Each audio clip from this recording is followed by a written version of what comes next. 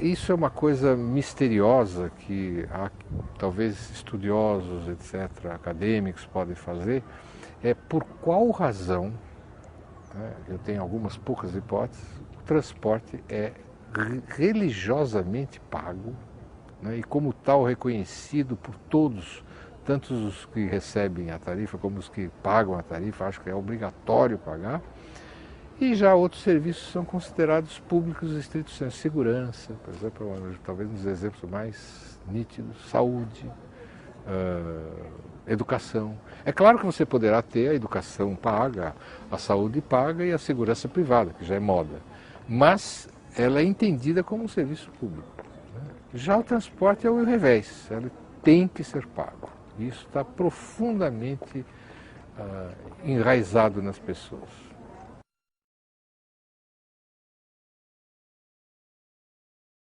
Então, em relação a essa questão de ser negócio ou não, é muito interessante ressaltar o seguinte: vocês vejam que em épocas em que existe excesso de dinheiro no setor privado, que não tem como realizar o capital, reproduzir e aumentar o capital, não tem oportunidades, caso da crise do Brasil na década de 90, né? O que acontece? Você sai inventando novas formas de acumular. Exemplo, privatiza a estrada, privatiza tudo. É uma forma do capital começar a voltar a circular e acumular.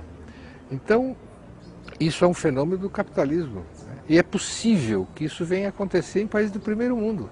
Se não houver uma mudança, é possível que daqui a pouco comece a privatizar transporte coletivo nos países do primeiro mundo, que até hoje não são. Na Inglaterra já o foi, né? Porque a crise britânica foi grande, então a turma achou que um jeito de ganhar dinheiro agora é transporte coletivo.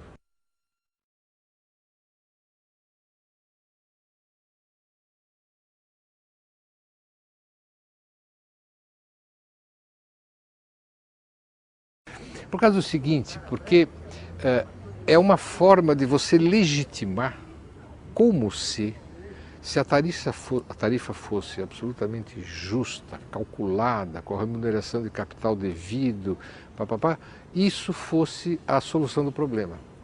Ora, eu estou absolutamente convicto de que o transporte coletivo só compete com o transporte individual, e isso é crescente, se ele for muito abundante e muito barato. Portanto, ele não vai ser jamais um business, um negócio. Então você ficar discutindo, não, a tarifa aumentou 6,58%. Aí vem um técnico e diz, não, mas a inflação foi 6,2%, então tem 0,18% a mais. E parece então que se fizermos esse ajuste honesto da tarifa, tudo estará resolvido. Mentira. Vai perpetuar o modelo perverso que é a cobrança da tarifa.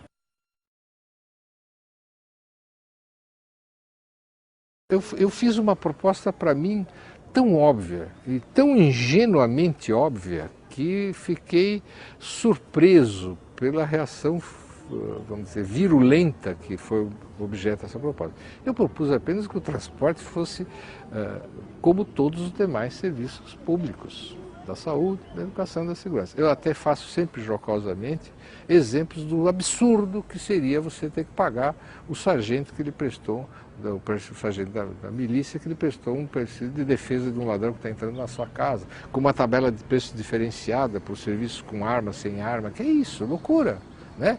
Ou no pronto-socorro da saúde, que você vai levar uma criança para vacinar e diz na modesta taxa de R$ 5 para vacina da gripe suína.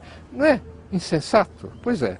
Mas no transporte eu achava que, falei, puxa, descobri o ovo de Colombo, né? Tardiamente, conforme eu percebi, não era, porque na verdade estava se mexendo numa coisa que está muito além da discussão da questão política, da questão, vamos dizer assim, de justiça, etc. É um business, né? E como tal, ninguém está querendo abrir mão dele.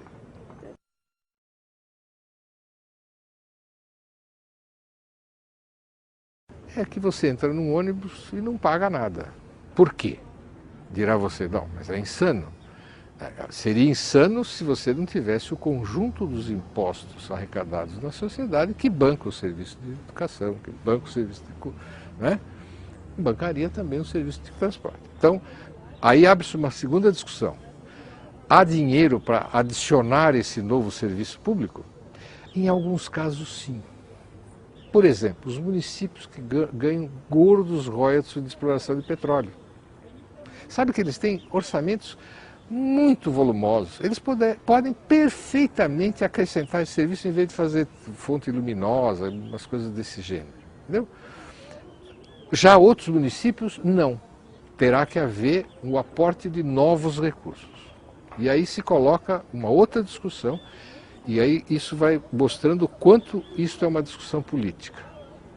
Para você mais recursos para o Estado bancar, o Estado em qualquer nível, bancar este serviço, você vai ter que mexer com impostos ou taxas, para adicionar novos recursos. Ou redistribuir os recursos disponíveis. Qualquer um desses casos vai esbarrar ou no discurso já consagrado que o Brasil tem uma das maiores taxas de impostos do mundo. Parênteses, meu filho está indo morar no Canadá e, para minha surpresa, ele está apavorado porque o imposto de renda que aqui ele paga de 27%, para a mesma faixa salarial lá é 37%. Fora os impostos sobre a renda de nível municipal que tem lá. Então, primeira coisa, andam dizendo por aí isso, todo mundo repete e eu preciso ter mais informações concretas sobre isso. Outra resistência, portanto isso virou um tabu. Mexer em imposto no Brasil virou tabu. Outra coisa, redistribuir recursos do governo, mas aí vai mexer com lobbies poderosíssimos. E o lobby das empreiteiras que faz viaduto, asfalto, abre rua, né? E o lobby das empresas que constroem para o Estado, empreiteiras, e põe lobby nisso, né? E no governo federal, a dívida do setor agrário, a dívida do setor agrário é impagável, e não se pagará, e tem sempre um desconto. Isso teria que acabar, teria que discutir. Então isso é uma disputa política pesada na sociedade, pesada em alguns casos. E em outros, municípios poderão resolvê-lo até facilmente.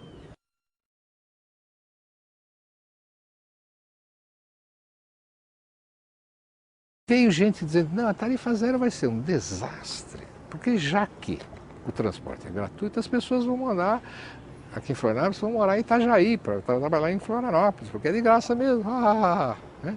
Aí vem outros, não, a tarifa zero vai desorganizar toda a estrutura da cidade, porque não haverá mais forma de regular, não sei o quê. O que vai mostrando um pouco que o transporte é um regulador da ocupação da cidade. Aí, de repente, essa confissão aparece, só que ela aparece travestida de lógica, quando na verdade nós sabemos que ela é realmente uma forma de você segregar. Então houve discussões assim, etc. Eu respondo a todos que me perguntam sobre isso, desculpe, eu pus a mão no microfone, que a tarifa zero muda tudo. Muda tudo. Agora, não me pergunte os detalhes, mas ela muda a forma pela qual você vê a cidade. E a médio e longo prazo, a forma pela qual a cidade se estrutura, é óbvio. Mas não por que perversamente? Não, muito melhor. Né? O que eu tenho de exemplo, para minha surpresa agradável, foi uma cidade da Bélgica chamada Hasselt, que eu vim a conhecer através dos jovens do MPL que me mandaram e disseram, tá bom. Então o que fizeram em Hasselt em 1997? Instituíram a tarifa zero, não com esse nome. Através de uns fundos municipais, federais e estaduais lá. É uma cidade de em torno total de Hasselt tem 200 mil habitantes, grosso modo. Não tenho certeza, mas por aí. Então, o que aconteceu? O site diz isso, lá de Hasselt. Passados vários anos disso, as despesas com conservação de viário, ampliação de viário diminuíram. Né? O orçamento municipal acabou ficando menor. Um rodoanel que seria feito em volta, porque o transporte, não sei o quê, não precisou ser feito. E o que aconteceu? Em 1996, antes da tarifa zero de Hasselt, você transportava 360 mil passageiros ano. Instituída a tarifa zero, no ano seguinte, 1.400.000. Em 2009, última estatística, eu vi 4.200.000 passageiros transportados. Então, tudo isso é ideologia. Tudo ideologia para justificar aquilo que para mim é injustificável.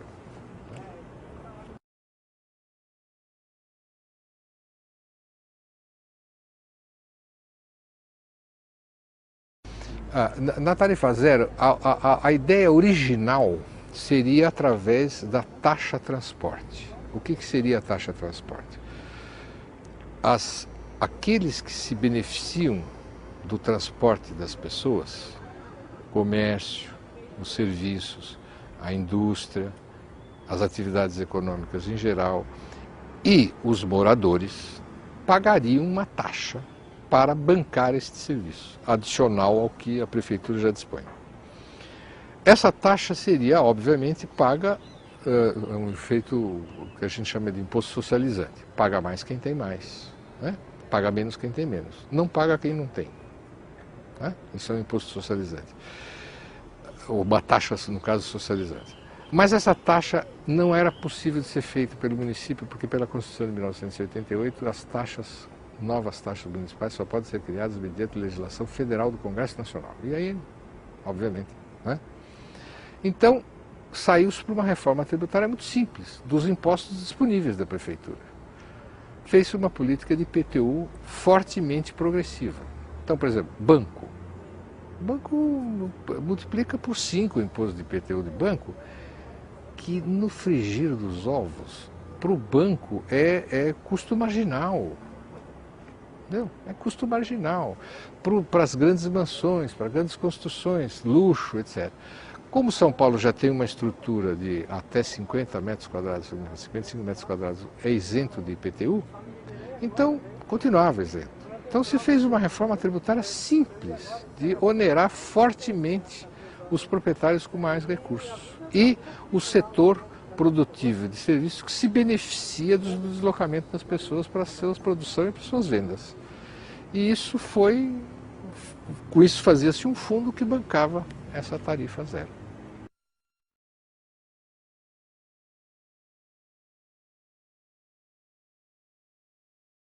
Eu diria o seguinte, eu acho que comentei já algumas vezes, em nenhum momento eu pensei que esse assunto voltasse à baila, porque eu fiz essa proposta em 1990.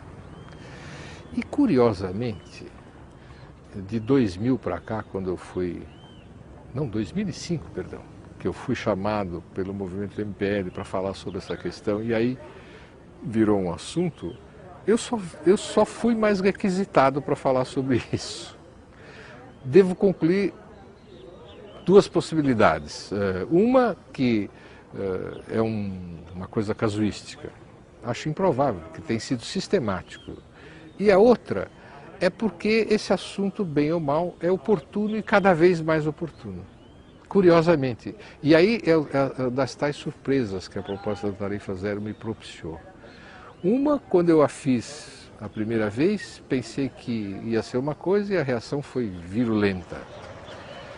Outra, virulenta, mas com resultados positivos. Outra, quando eu pensei que o assunto estava morto, encerrado, imagina que absurdo, volta esse assunto, existe um blog do Movimento Passe Livre que tem um acesso de quase 2.000 acessos diários, né? Eu já dei entrevista para vários jornais, há poucos dias fui chamado pela CUT Nacional, quer fazer uma entrevista comigo, então vai ver que o assunto é oportuno, sim, e acredito eu ele se tornará tanto mais oportuno, porque eu tenho absoluta certeza, o modelo automobilizado da sociedade brasileira não vai ser possível de ser ampliado indefinidamente. Nós estamos correndo contra o relógio histórico. Não há como. Para lhe dar um exemplo, Los Angeles foi uma cidade concebida na década de 30 para ser uma cidade do automóvel. Eles construíram uma cidade para ser só de automóvel. Desistiram. E apesar de ter um dos sistemas viários mais escandalosos do planeta, não deu. As cidades brasileiras nem pensar essa possibilidade num outro estágio. A crise ambiental que o carro provoca, então começam perversidades que vão também criando problema. O pedágio urbano, morar numa cidade grande já é uma chatice de problemas do trânsito. Aí você vem e diz, não, o rodízio, você não pode ir a tal, não pode ir a tal, não pode ir a tal. Aí depois você tem que pagar uma taxa para entrar no centro. Acho que alguma coisa vai acontecer. Se for a tarifa zero, isso acho que vai depender da mobilização política da sociedade.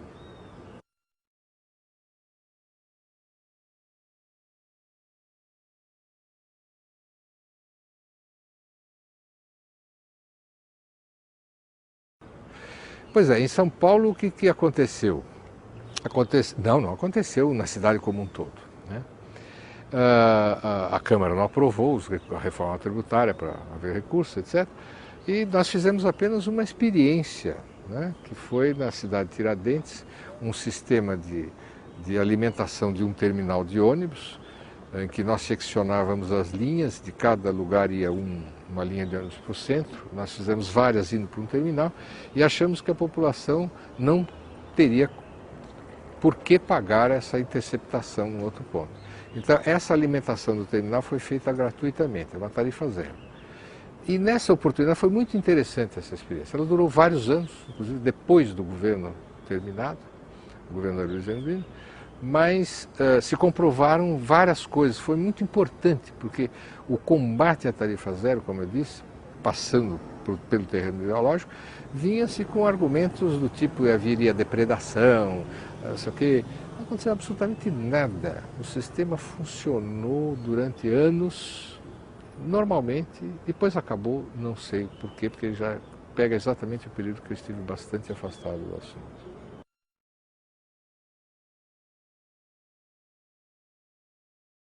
É uma coisa tão simples e o nome, eu sempre insisto, é um nome de fantasia.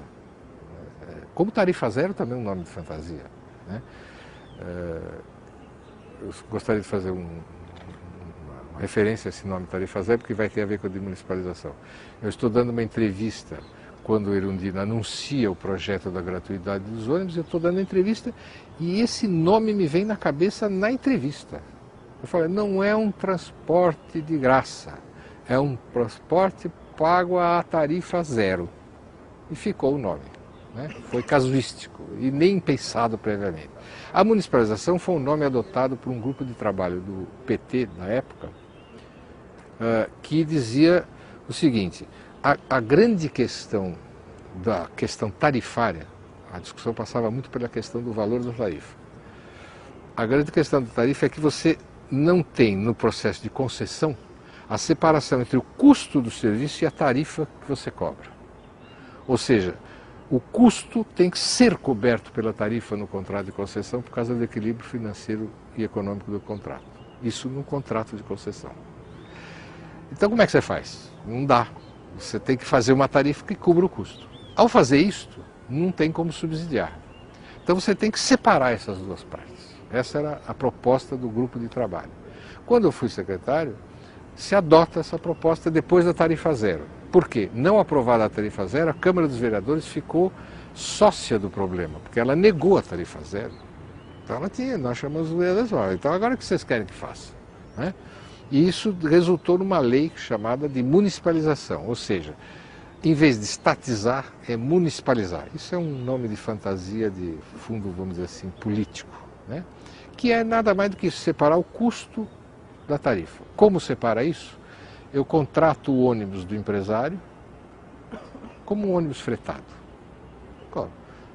como um viaduto. Contrato o ônibus, muito bem, pago o ônibus para ele, ele não tem nada a ver aonde esse ônibus vai andar, etc. Tem uma regra para remunerar isso, e recebeu o valor do seu ônibus, recebeu. Agora eu vou cobrar a tarifa metade do que custa, o resto a prefeitura subvenciona. ou vou cobrar zero. No limite, a municipalização abre, tanto que a tarifa zero pressupunha a municipalização, né? E essa separação é fundamental. Se ela não ocorre, você não tem como subsidiar radicalmente a tarifa, né? Se bem que o contrato de concessão de hoje, que tem algumas coisas diferentes, não é o caso de entrar aqui no detalhe, mas que resulta numa coisa mal resolvida, né?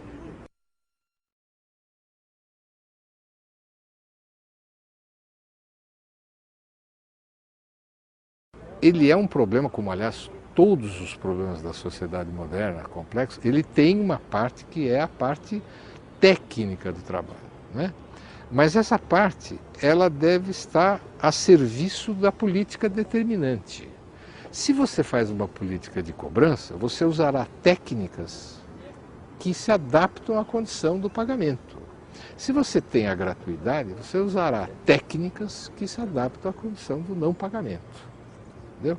Então, agora, a inverter isso e dizer que você vai resolver o problema do transporte por questões, procedimentos técnicos, é, a meu modo de ver, um equívoco gravíssimo, né? Que resulta na permanente frustração. Mas, como eu digo, é a cenoura na frente do cavalo, né? Você põe a cenoura, pendura aqui e diz para ele, olha, sai correndo que você vai pegar a cenoura.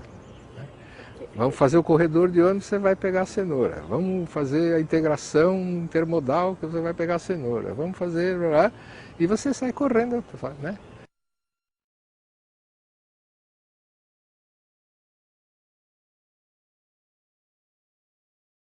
Ela é insana, eu diria para você, por duas razões.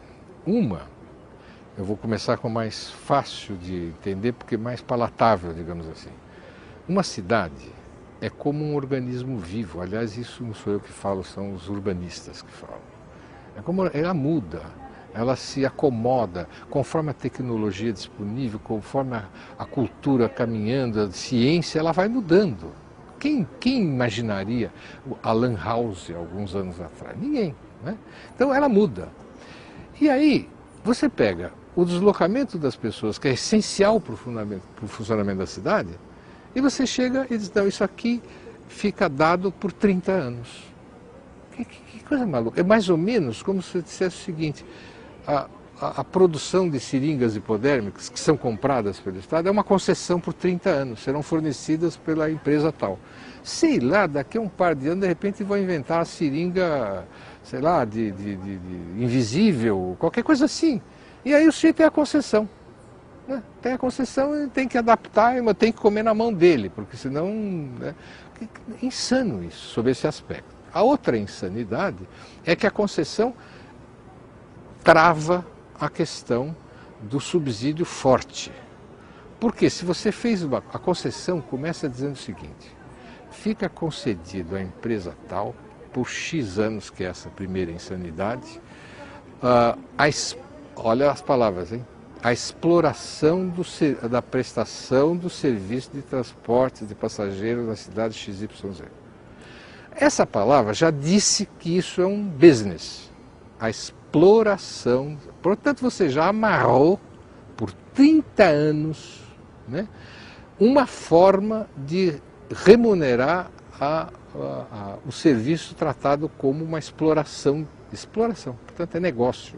Negócio nesse sentido, né? O negócio em si não é mau. Negócio no mau sentido, né? Business, que eu chamo.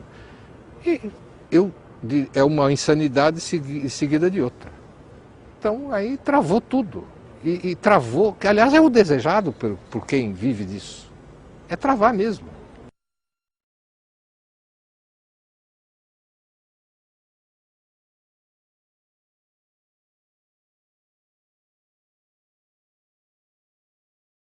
Esse é um problema delicadíssimo. Eu, particularmente, não gosto. Eu vou explicar por quê.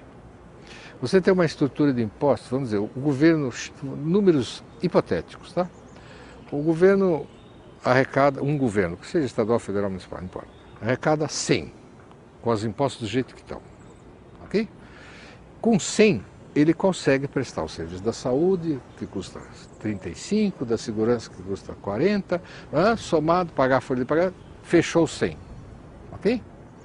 Aí vem alguém e fala, não, agora você pega aquele imposto que você cobrava, não cobra mais desse pedacinho aqui do serviço. Então, a receita dele, que era, vamos dizer, 100, virou 90, números hipotéticos. Bom, se virou 90 e ele gastava 100, como é que vai fazer agora? Não é? Tem que arranjar 10. Como é que você... Ou você diminui a qualidade do serviço que custava 100 para 90. O que significa isso? Se você aumentar 10, significa que alguém está pagando mais.